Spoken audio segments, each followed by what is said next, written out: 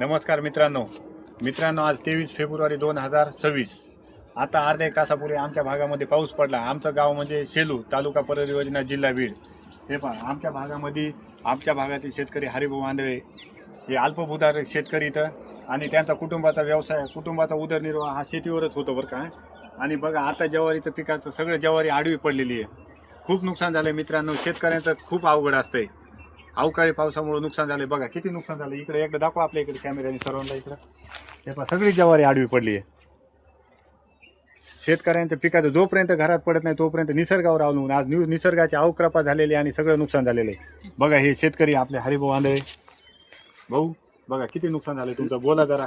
तरी मी म्हणतो सरकारने यांना नुकसान भरपाई द्यायला पाहिजे. पंचनामा करून सर्व नुकसान भरपाई भेटावी हीच माझी सरकारला विनंती आहे. बस बोला भाऊ. हरिभाऊ, तुम्हाला कसं वाटत आहे? लुस्कान तर झालीच ना. आता काय करावं, आता लुस्कान झाली त्याला.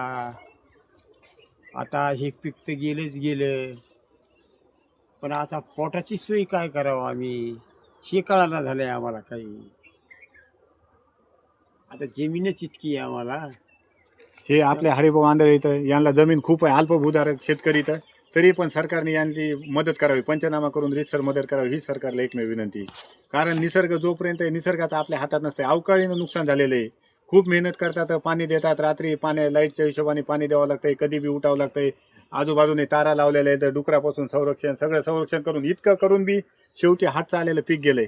काय उपयोग आहे? शेतकऱ्यांनी जगायचं तरी कसं? तरी मायबाप सरकारने आम्हाला काहीतरी मदत करावी हीच विनंती. व्हिडिओ शेअर करा मित्रांनो, लाईक करा आणि कमेंट करा.